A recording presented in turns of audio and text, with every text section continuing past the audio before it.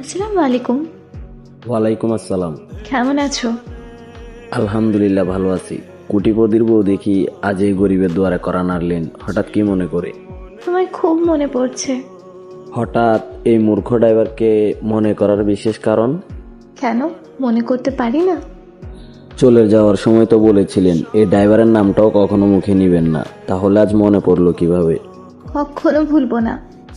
3 বছর আগে তো ড্রাইভার বলে হাত মোছার টিস্যু মনে করে ছুঁড়ে ফেলে দিয়ে গেছেন, আর বলেছিলেন তুই আমার যোগ্য না। তাহলে আজ না ভুলার বিশেষ কারণ? আমাকে এখন আর মিস করো না। মিস করি না সেটা ঠিক, তবে আপনার দেওয়া আঘাতগুলো এখনো আমি মাদকের দোয়ায় উড়িয়ে বেড়াই।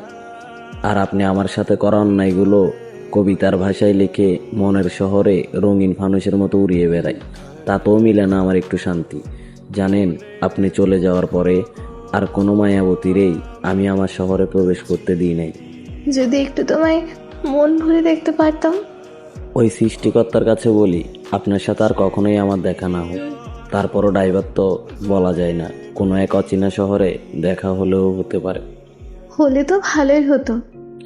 যদি কখনো আপনার সাথে কোনো এক অচেনা শহরের গলিতে আমার দেখা হয়ে যায়, সেদিন আমি আপনার পাশ কাটিয়ে চলে যাব না। আপনার সামনে দাঁড়িয়ে আপনাকে দুইটা কথা বলবো। এক, আমি সেই ড্রাইভার ছেলে যাকে আপনি একদিন হাত মোছার টিস্যু ভেবে ফেলে দিয়েছেন। আজকে আমার জন্য আপনি বড্ড আফসোস করতেছেন। দুই, আপনার দেওয়া আঘাতগুলো লিখতে লিখতে আজ আমি ছোট্ট একটা কবি। আপনার মতো কোনো বেইমান না, এই শহরের আমার মতো হাজারো ড্রাইভারের কলিজায় স্থান করে নিয়েছি আমি।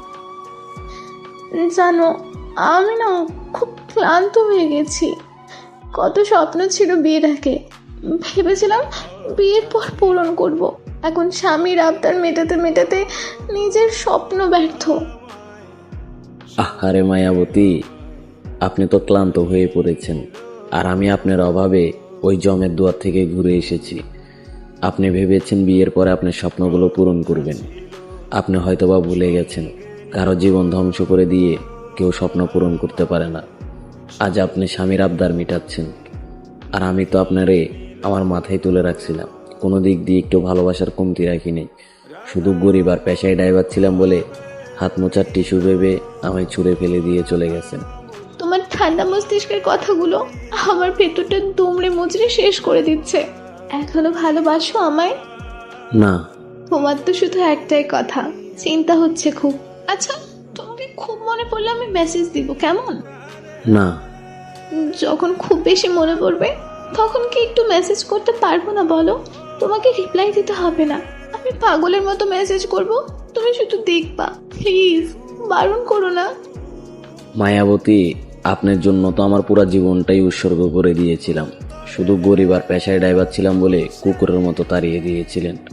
সেদিন বলেছিলাম না, কোনো একদিন আমায় একটা নজরে দেখতে, 1 মিনিট ফোনে কথা বলতে আর 2টা SMS করার জন্য ছটফট করবেন, কিন্তু সময় পাবেন না।